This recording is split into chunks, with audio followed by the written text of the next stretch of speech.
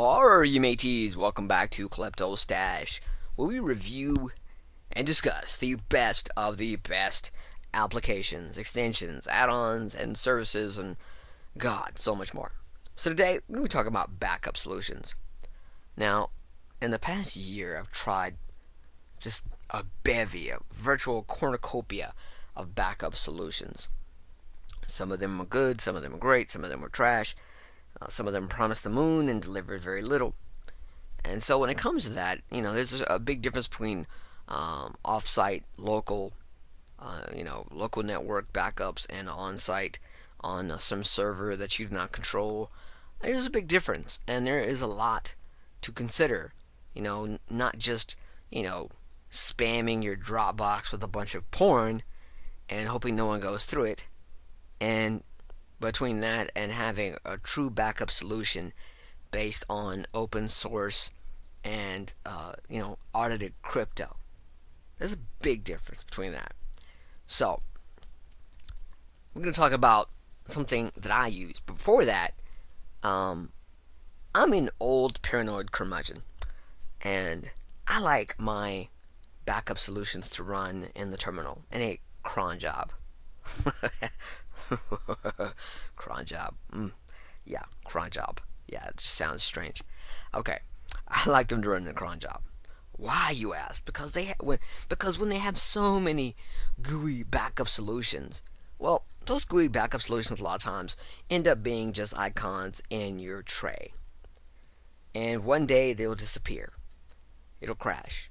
And so has crashed all your backups a lot of the time. With terminal applications, you run them in a cron job, and they run. They start, they stop, they start again. It's orderly, okay, hourly, 15 minutes, or whatever, however you have it set up. And you just check your logs from time to time, and it just runs smooth. I've run backups through cron jobs for years, and it just works, and there's no problems. So that's how I do it.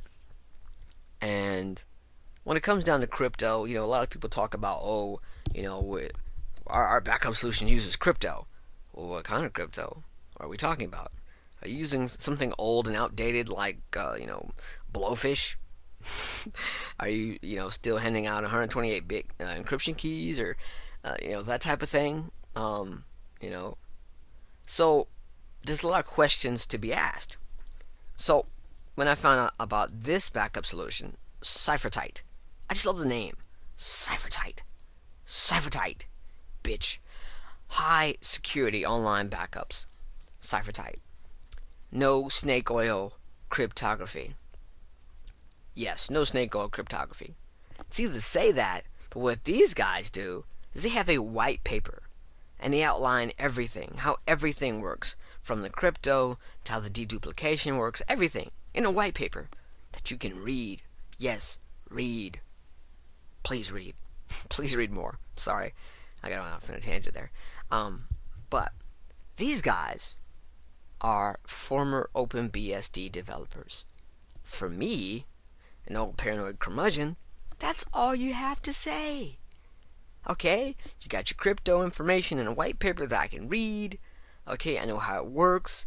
You guys are former OpenBSD developers and a former OpenBSD user like myself. We're all security Nazis, okay?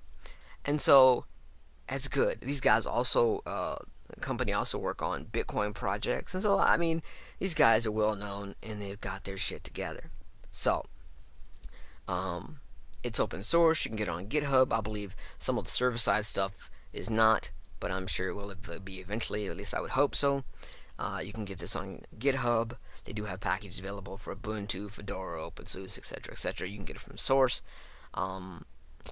They lay everything out, how the plans are. They do have a free basic account.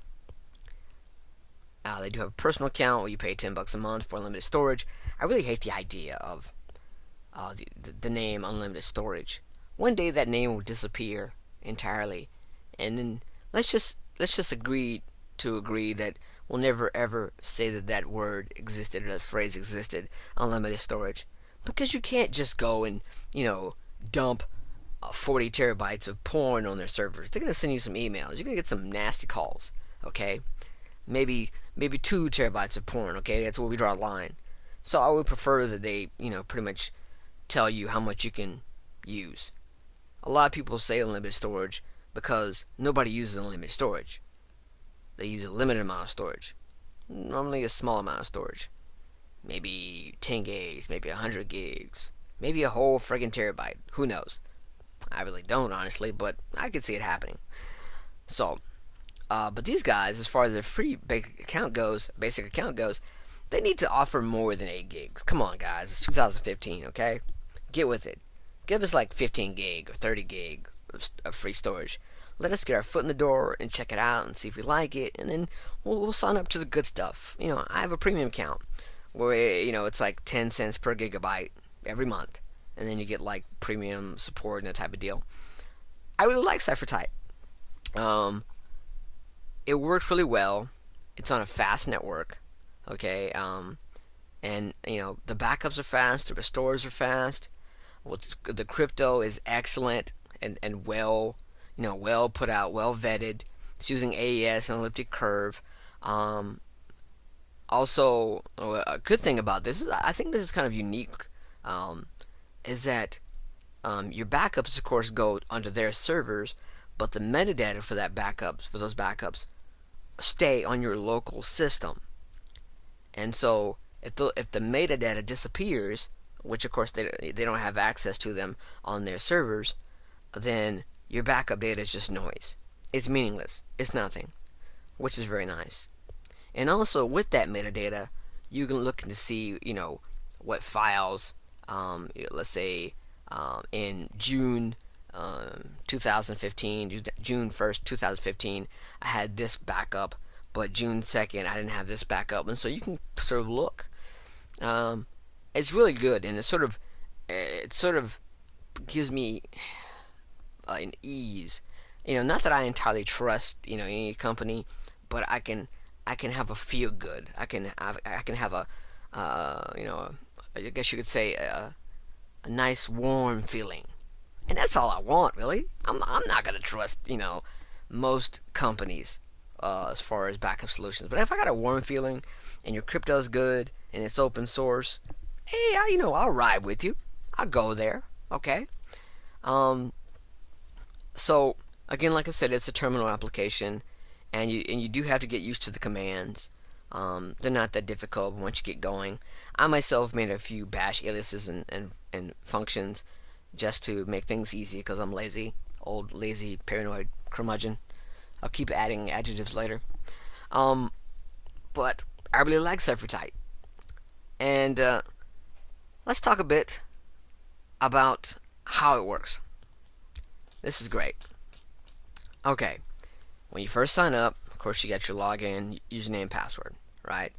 Well, you log into their website. They give you a zip or a tar, whatever have you, for your encryption keys, and you just copy that over to a folder. You log in, and everything's set up for you. And so you start your backups. You create your metadata, and as you can tell, running your first backup, fairly straight, simple. Cyphertite -C, of course, create -V, verbose. R is for reports or whatnot, and F, the name of your backups and the backup gear that you're backing up. Fairly easy. So here's a good example of that. And at the end, it gives you a report, what the network speed was, how many files and folders, the size, everything else. Gives you a nice report if you want that. I think on my cron jobs I don't do that. But nevertheless, as you can see here, total bytes, total chunks, bytes read, written, compressed, encrypted, etc., etc. Gives you all that data. Now, restoring it, let's say you want to look at your files before you restore them. Hey, it's pretty simple. Hey, if I want to store them, I got to know they're there, right? Or if I got to know they're there, I got to know what type of file it is, where it is, whatever have you. So, Cyphertite TF, and then the name of your backups. I named mine like homedeer.ct. and then they have a little wild card set up here, or glob expect. Find everything in my backups that has a file to folder with the name expect, and there you have it. It shows right there. And to store them, it's just Cyphertite a dash C slash temp. That's where he's going to put the backups. V verbose. X is extract. F the name of the backup, like I do home.ct, and then that same glob or wildcard again. And of course, you can put your metadata on multiple machines if you're paranoid, an old curmudgeon like myself. They do have differential backups, incremental backups, level 0, full backups. They have that. You can put your metadata on multiple sites. They do have a local side and a remote side. And really, I love this backup solution because it just works and it's fast, and the crypto is strong and vetted. But my only negative, really my only problem, is that they need more documentations. There's a wealth of features to be had under the surface that you might not find on the man pages, you may not find on the wiki, but they're available. And so they need to have more documentation. Maybe some videos. Maybe I'll be doing the damn videos. Who knows? But they need more documentation. And so once you really use it, you'll find how powerful and how good it really is. And of course, these guys being former OpenBSD developers, that their crypto is good. They know what the fuck they're talking about. And everything's gravy. It just works for me. Now, if you want something that you want to put maybe on your home network, or maybe on a VPS or digital ocean droplet, try Attic Backup. I also use that as well. I use both of these. But like I said, I like a little failover.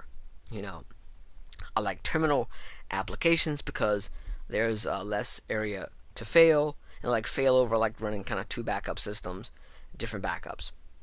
So it works for me. It should work for you. Go check it out. Go sign up for a free 8 gig. And just put some files up there and see how you like it. I'm enjoyed it, and I'll be giving you more awesome programs and services and things and whatnot. And so stay around, stick around, stay tuned, and once I get off my sorry lazy ass, I'll be making more videos. So, it's been a pleasure.